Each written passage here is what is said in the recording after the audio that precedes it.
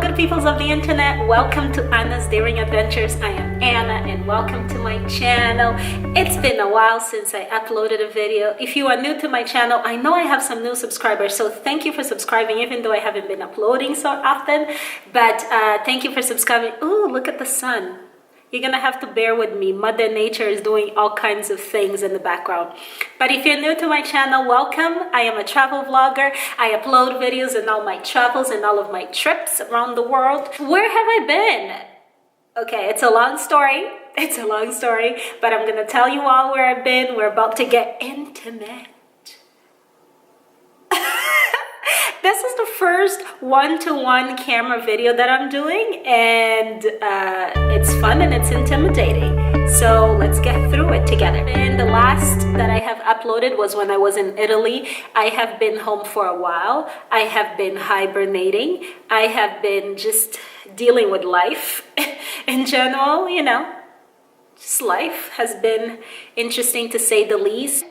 And okay, here comes the real part. I was having some technological difficulties. My SD card, 64 gigs, that cost me a good coin to purchase that SD card. I managed to actually lose it. So I was really discouraged after I lost it because it's my SD card and it had all of my footage. So that doesn't make me happy at all. So I lost it all. So now I have the tripod, I have the SD card, and I'm set to go, and I am back, and I will no longer hibernate, and I'm really glad to be back. So what can we expect in the new year? 2016 is almost over, so I will be uploading more frequently. There's tons of new exciting content coming up. There's also pretty awesome collaborations that I have done. I look forward to uploading new trips, and I also look forward to having these one-to-one conversations with you guys, because I just realized that I'm showing you where I go and my trips and my vacations, but people have so many questions for me, like, do you travel by yourself?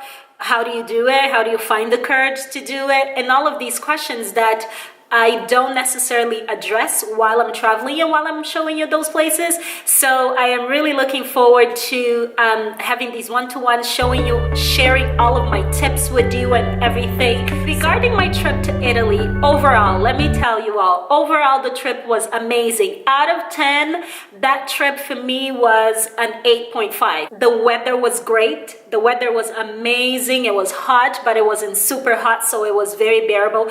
Obviously, all the historical sites, museums, the churches, the monuments. I mean, there was so much to see and so much to do, both in Rome, in Florence, and as well as in Venice. And actually, to be honest, I didn't plan my trip to Florence as well. And I'm gonna talk more about that during one of my upcoming videos very shortly, in which I talk about my travel tips for solo travelers.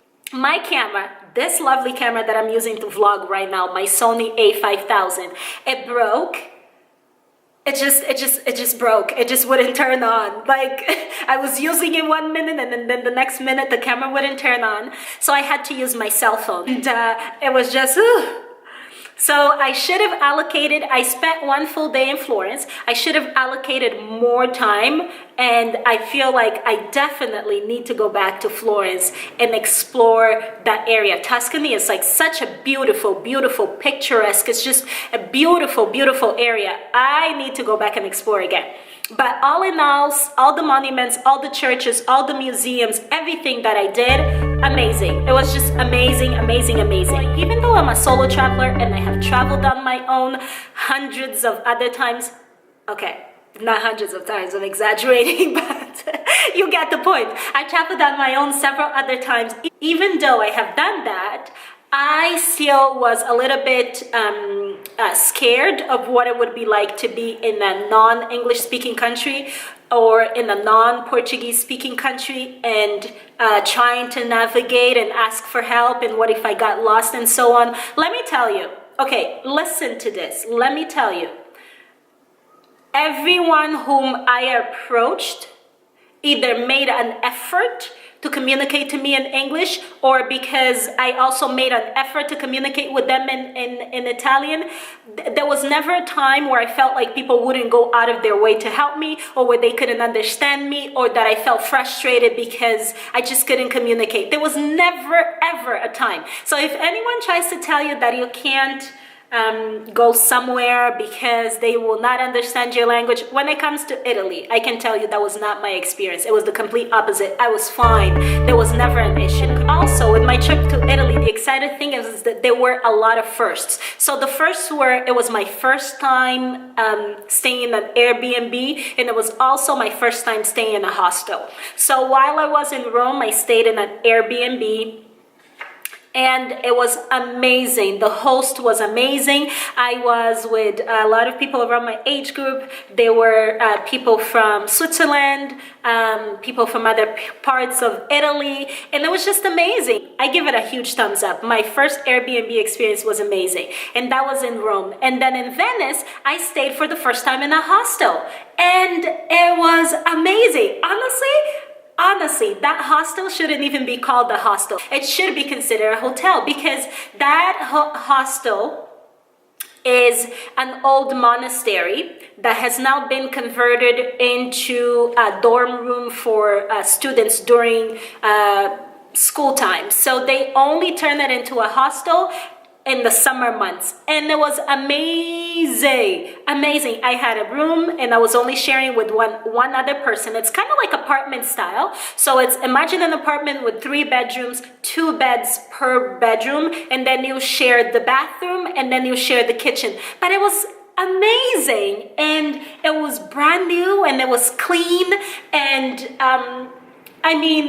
air conditioned, and they made my bed every single day. They would make our beds every single day, and it wasn't expensive, and it was a 5-minute walk from the Vaporetto, and the Vaporetto is their public transportation. It's their public water buses. And then the only thing, okay, so overall the trip is an 8.5 and not a 10, and that is because I wasn't impressed with the food. I'm sorry, Italians, you all have a reputation and history of having amazing pastas and pizzas, and I really was not impressed. Actually, I have spoken to other people, and as well as I've listened from other YouTubers that they just weren't impressed. I guess perhaps because we go to mainly tourist attractions, and it wasn't impressive. There was only one meal that I had that was impressive, and I actually vlogged about it. So you can watch the video right here. So if you're in Italy, please do not come for me.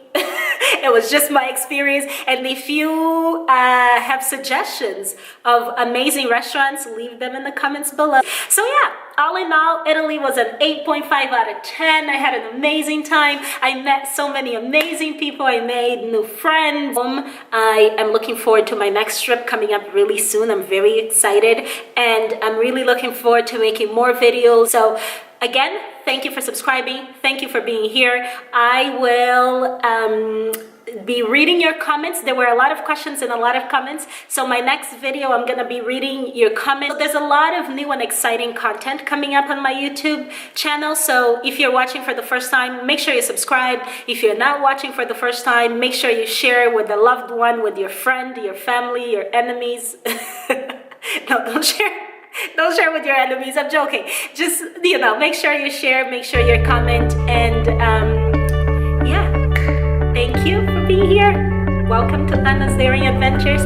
Goodbye for now. See you.